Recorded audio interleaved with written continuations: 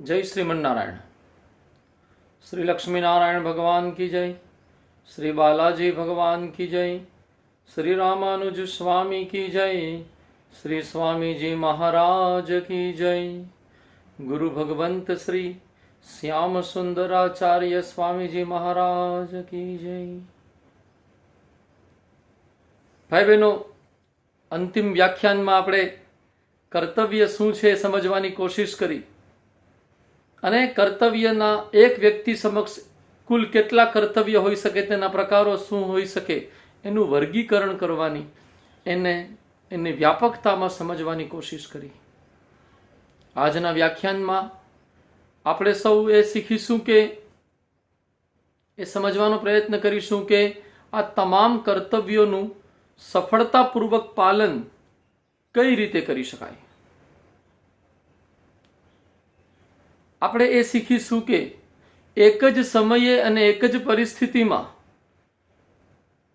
એકથી વધુ કર્તવ્યનું પાલન કરવાનો પડકાર જ્યારે આપણી સમક્ષ ઊભો થાય ત્યારે આપણા મનમાં એવો પ્રશ્ન ઊભો થતો હોય છે કે કયા કર્તવ્યને સર્વોચ્ચ પ્રાથમિકતા આપું અને કયા કર્તવ્યને અત્યારે સ્થગિત રાખી દઉં।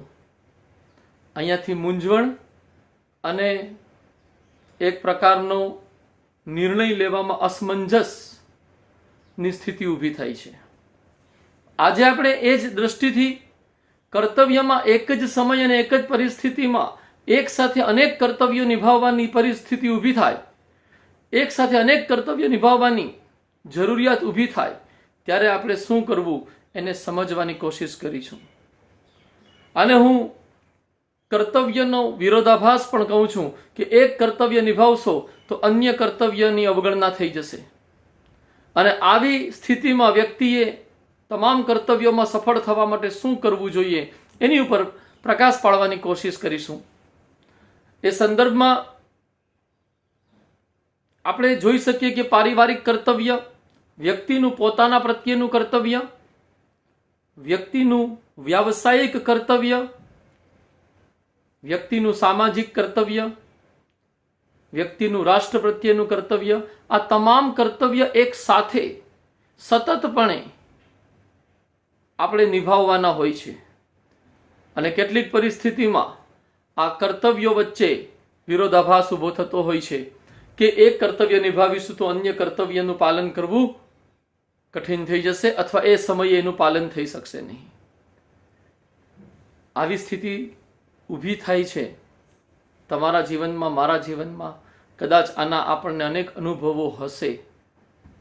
હું એક્ઝામ્પલ આપતો હોઉં છું જ્યારે આ વિષય ઉપર ચર્ચા કરું ત્યારે કે સરકારમાં સેવાઓ પ્રદાન કરનારા વ્યક્તિઓ, સરકારી નોકરી કરનારા વ્યક્તિઓને આવી સમસ્યાઓ ખાસ આવતી હોય છે કે પરિવારને જરૂરિયાત હોય ત્યારે જ ડ્યુટી કરવાની હોય અને એ ડ્યુટીમાં તેમને ફરજિયાત હાજરી આપવાની હોય। આવી પરિસ્થિતિઓમાં તેઓ પારિવારિક કર્તવ્યમાં પોતાના સ્થાને પોતાના કોઈ અન્ય સગા સંબંધી કે ભાઈ બહેનને પારિવારિક કર્તવ્ય નિભાવવાની જવાબદારી આપે છે અને પોતે ડ્યુટી ઉપર હાજર રહે છે। પોલીસ તંત્રમાં, દેશના લશ્કરમાં જે લોકો કાર્યરત છે એ લોકોને તો સતત આવા પડકારોનો, આવી સમસ્યાઓનો સામનો કરવો પડે છે। શરૂઆત આપણે કરીશું કે એક સાથે આવા તમામ કર્તવ્યો જ્યારે આપણી સમક્ષ ઊભા થતા હોય છે અને એ કર્તવ્યો વચ્ચે પરસ્પર વિરોધાભાસ થાય છે ત્યારે તમે કયા કર્તવ્યને સર્વોચ્ચ પ્રાથમિકતા આપો એને સમજવાથી આપણે શરૂઆત કરીશું કે કઈ રીતે એક જ સમયે એકથી વધુ કર્તવ્ય આપણી સમક્ષ રજૂ થતા હોય છે। ભાઈ બહેનો, રામાયણનું ઉદાહરણ આ બાબતમાં એક બહેતરીન ઉદાહરણ માની શકાય કે જ્યારે કૈકેયીએ વચન માંગ્યું કે રામે વનમાં જવાનું છે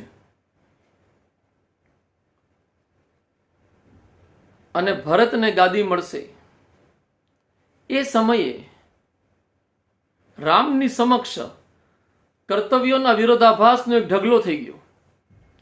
વૃદ્ધ થઈ રહેલા માતા પિતાથી દૂર જઈ વૃદ્ધ થઈ રહેલા માતા પિતાની સેવા કરવાના કર્તવ્યથી વંચિત રહેવું પડશે।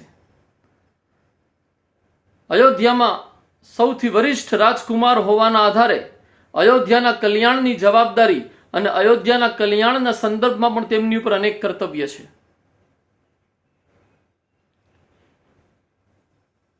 આ વચનનું પાલન જે વંશ પરંપરા ચાલી આવી છે, રઘુકુલ રીત સદા ચલી આવી, એ રઘુકુળની રીતિનું પાલન કરવા માટે વનમાં જવાનું, આ વચનનું પાલન કરવું એ પણ રામ માટે એક સૌથી અગત્યનું કર્તવ્ય છે. આ તમામ કર્તવ્યોમાંથી રામ કયા કર્તવ્યનું પાલન કરવાનો નિર્ણય લે?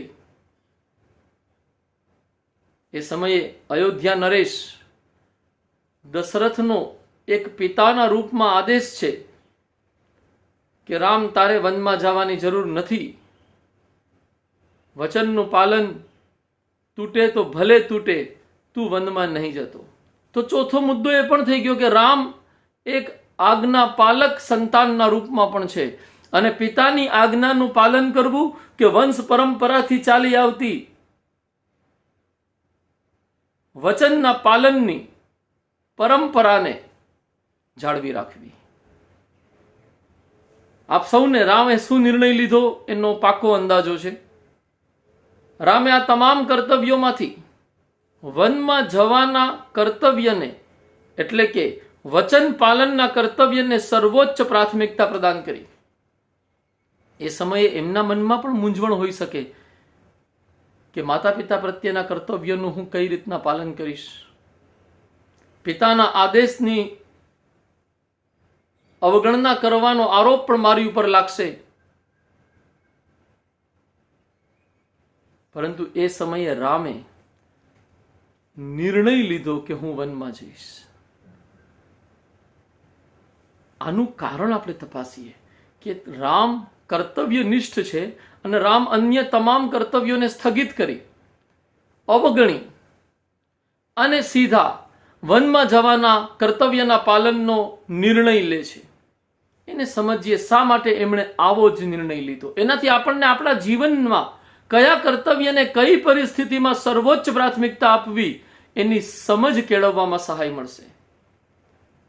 ભાઈ બહેનો, રામે જોયું કે અન્ય તમામ કર્તવ્યોનું પાલન જે મારે કરવાના છે એ હું મારા ભાઈઓના માધ્યમથી પણ કરી શકું છું. હું ભરત અને શત્રુઘ્નને અયોધ્યાની તેમજ માતા પિતાની જવાબદારી, માતા પિતા પ્રત્યેના મારા કર્તવ્યના પાલનની જવાબદારી સોંપી શકું છું. પરંતુ વનમાં જવાના કર્તવ્યના પાલનની જવાબદારી હું અન્ય કોઈને સોંપી શકું એમ નથી. સૌથી કષ્ટમય જવાબદારી, સૌથી કષ્ટમય કર્તવ્ય વનમાં જવું છે, અને એ કષ્ટમય કર્તવ્ય હું મારા નાના ભાઈઓ ઉપર મૂકવાના સ્થાને નાના ભાઈઓનો સાથ સહકાર હું મારા અન્ય કર્તવ્યોના પાલનમાં લઈશ. રામે આ વિવિધ કર્તવ્યોના વિરોધાભાસ વચ્ચે જે નિર્ણય લીધો એ નિર્ણયથી આપણને શીખ મળે છે ભાઈ બહેનો કે જ્યારે પણ એકથી વધુ કર્તવ્ય એક સાથે નિભાવવાના આવે અને કર્તવ્યના વિરોધાભાસની સ્થિતિ સર્જાય કે એક કરશો તો અન્ય નહીં થાય, ત્યારે તમારે બે પ્રકારના નિર્ણય લેવા પડે. પહેલો નિર્ણય તો એ લેવો પડે કે તમામ કર્તવ્યોમાંથી એવું કયું કર્તવ્ય છે જે તમે પોતે પાલન નહીં કરો તો અન્ય કોઈ એનું પાલન કરી શકશે નહીં. એ કર્તવ્યને એ સમય અને પરિસ્થિતિમાં તમે સ્વીકારી લ્યો કે તમે જ કરશો. અને બીજો કે અન્ય તમામ કર્તવ્યોના પાલનમાં તમે કોનો સાથ સહકાર લઈ શકો. પરિવારના ભાઈ બહેનો અથવા અન્ય પરિવારજનોનો, વિવિધ સગા સંબંધીઓનો, આપણું જે મિત્ર વર્તુળ હોય એ મિત્ર વર્તુળનો, અથવા આપણી પાસે ધનની ઉપલબ્ધતા હોય તો કોઈ માણસને ડ્યુટી ઉપર, આપણે નોકરી ઉપર રાખીને પણ આપણે આપણા કર્તવ્યનું પાલન કરાવી શકીએ છીએ. બે વાત, એ કર્તવ્ય કે જેમાં તમારી હાજરી વગર કર્તવ્યનું પાલન થઈ શકતું નથી, એ કર્તવ્યને કોઈ ચોક્કસ પરિસ્થિતિ અને કોઈ ચોક્કસ સમયમાં સર્વોચ્ચ પ્રાથમિકતા પ્રદાન કરી અને તમે એની ઉપર જ તમારું ધ્યાન કેન્દ્રિત કરો, તમે એને જ તમારું તન મન ધન ફાળવો. જ્યારે અન્ય કર્તવ્યોને પરિવારજનો તેમજ મિત્ર વર્તુળના સાથ સહકારથી સંપાદિત કરવાની નીતિ અપનાવો. તો ભરત અને શત્રુઘ્નએ અયોધ્યાનું પણ ધ્યાન રાખ્યું, માતા પિતાની પણ સેવા કરી, અને રામે 14 વર્ષ વનમાં રહી વચન પાલનની પરંપરાને જાળવી રાખી. વચન પાલનની પરંપરાથી ઊભા થતા કર્તવ્યના પાલનમાં સંપૂર્ણ સફળતા પ્રાપ્ત કરી. આપ સૌ સમજી રહ્યા હશો કે આપે આપના તમામ કર્તવ્યો પૂર્ણ કરવા હોય તો આપે નિશ્ચિત પરિસ્થિતિમાં કયા કર્તવ્યને સર્વોચ્ચ પ્રાથમિકતા આપવી એનો આપણને સમજ મળી. જે આપણા વગર પાલન ન થઈ શકે એને સર્વોચ્ચ પ્રાથમિકતા આપવી અને અન્ય કર્તવ્યોને સાથ સહકારના માધ્યમથી, અન્યના સાથ સહકારના માધ્યમથી સંપાદિત કરવાની કોશિશ કરવી. ભાઈ બહેનો, અહીંયાથી જ આપણા દરેક વ્યક્તિના જીવનમાં કર્તવ્ય પાલનમાં સંપૂર્ણ સફળતા પ્રાપ્ત કરવા માટે અન્ય લોકોના સાથ સહકાર અને સંબંધોની જરૂરિયાત ઊભી થાય છે. તમે ઘણા લોકોને એવું કહેતા સાંભળ્યા હશો કે મને આ જગતમાં કોઈની જરૂરિયાત નથી, હું મારી રીતના મારું બધું પૂરું કરી શકું એમ છું. તેઓ ખોટા છે એવું નથી કહેવા માંગતો, પરંતુ તેઓ જ્યારે આવું કહે છે ત્યારે કદાચ તેઓ પોતાના તમામ કર્તવ્યોની સ્પષ્ટ ઓળખ ધરાવતા ન હોય એવું બની શકે. જે વ્યક્તિ પોતાના તમામ કર્તવ્યોમાં સંપૂર્ણ સફળતા મેળવવા માંગે છે એણે અન્યો સાથે એવા સંબંધો રાખવા જ પડશે કે જ્યારે એને પોતાના કર્તવ્ય પાલન માટે અન્યોની જરૂર પડે ત્યારે અન્ય એને કર્તવ્ય પાલનમાં સહાય આપવા માટે ઊભા રહી જાય. આવા સંબંધોની જાળવણી માટે દરેક વ્યક્તિએ અન્યોને પણ તેમના કર્તવ્યના પાલનમાં સાથ સહકાર અને સહાય જરૂર પડે ત્યારે આપવી પડશે. આપણે જોઈએ મારા ભાઈ બહેનો, આપણા ભારતની પારિવારિક સામાજિક વ્યવસ્થા કંઈક આવા જ માપદંડો ઉપર નિર્મિત થયેલી છે કે જેમાં સંયુક્ત પરિવારને મહત્વ અપાય છે, જેમાં સગા સંબંધીઓ પ્રત્યે આદર વ્યક્ત કરવામાં આવે છે, જેમાં સગા સંબંધીઓને સાથે લઈને ચાલવાનો પ્રયત્ન કરવા ઉપર આપણા શાસ્ત્રો ભાર આપે છે. હકીકતમાં જ્યારે આ બધી સંબંધો ઉપર ભાર આપવાની વાતો થાય છે ત્યારે ખરેખર તો આ શાસ્ત્ર લખનારાઓ વ્યક્તિને એટલો સમર્થ બનાવવાનો વિચાર રજૂ કરે છે કે તે વ્યક્તિ ગમે તે પરિસ્થિતિમાં તેના તમામ કર્તવ્યોનું સફળતાપૂર્વક પાલન કરી શકે. ભાઈ બહેનો, આપણે આપણા કર્તવ્ય નિભાવી શકીએ એ માટે આપણી એક મુખ્ય જરૂરિયાત છે આપણે સંબંધો નિભાવીએ. આપણા પરિવારજનો, આપણા સગા સંબંધીઓ, આપણા મિત્ર વર્તુળમાં કદાચ હકારાત્મક પરિસ્થિતિમાં આપણે સંબંધોમાં નિભાવી ન શક્યા, ક્ષમાપાત્ર છો.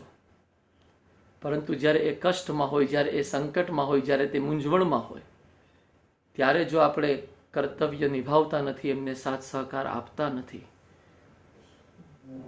તો આપણે એ સંદર્ભમાં પણ કર્તવ્યની ચૂક કરી બેઠીએ છીએ. અને એ એમને તો નુકસાનદેહ છે જ, પરંતુ તમારા સંબંધોની ઊંચાઈની જાળવણીમાં પણ એ નુકસાનદેહ સાબિત થાય છે. અને ભવિષ્યમાં જ્યારે તમને જરૂર પડે ત્યારે કદાચ એ લોકો પણ ઉપસ્થિત રહી સાથ સહકાર ન આપે એવું બને. તો એક વિચાર આજે કર્તવ્યોના પાલનમાં સફળતા પ્રાપ્ત કરવા માટે જરૂરી છે કે તમે સંબંધોની નિભાવણીમાં સફળતા પ્રાપ્ત કરો. અને એ દ્રષ્ટિથી સંબંધ વ્યક્તિને કર્તવ્ય પાલનની ક્ષમતા પ્રદાન કરનારા પરિબળના રૂપમાં આપણે જોઈ શકીએ. તમે જોશો રામાયણની અંદર રામે પોતાના ભાઈઓ પ્રત્યે જે અભિગમ અપનાવ્યો છે એ અભિગમ સંબંધોની ઊંચાઈને દર્શાવે છે. અને એવા અભિગમના કારણે જ જીવનભર તેઓ પોતાના ભાઈની સાથે, પોતાના ભાઈઓની સાથે જે રીતે રહ્યા એના કારણે જ લક્ષ્મણજી એમની સાથે જવા માટે જીદ કરે છે. તથા ભરત અને શત્રુઘ્ન તેમની ગેરહાજરીમાં તેમને કરવાના થતા તમામ કર્તવ્યોનું પૂરી નિષ્ઠાથી પાલન કરે છે. આપણે આપણા પરિવારમાં બધા સાથે હકારાત્મક સંબંધ રાખીએ તો આપણે કર્તવ્ય પાલનમાં સક્ષમ બનીએ છીએ. એવી શીખ આપણને રામજી આપે છે. ભરતે તો કઈ રીતના ભાતૃ ધર્મ નિભાવ્યો કે ગાદી પોતાને મળી ગઈ છે તે છતાં એ ગાદી અને એ ગાદીથી પ્રાપ્ત થતી રાજસી સત્તાઓનો સ્વીકાર કરતા નથી.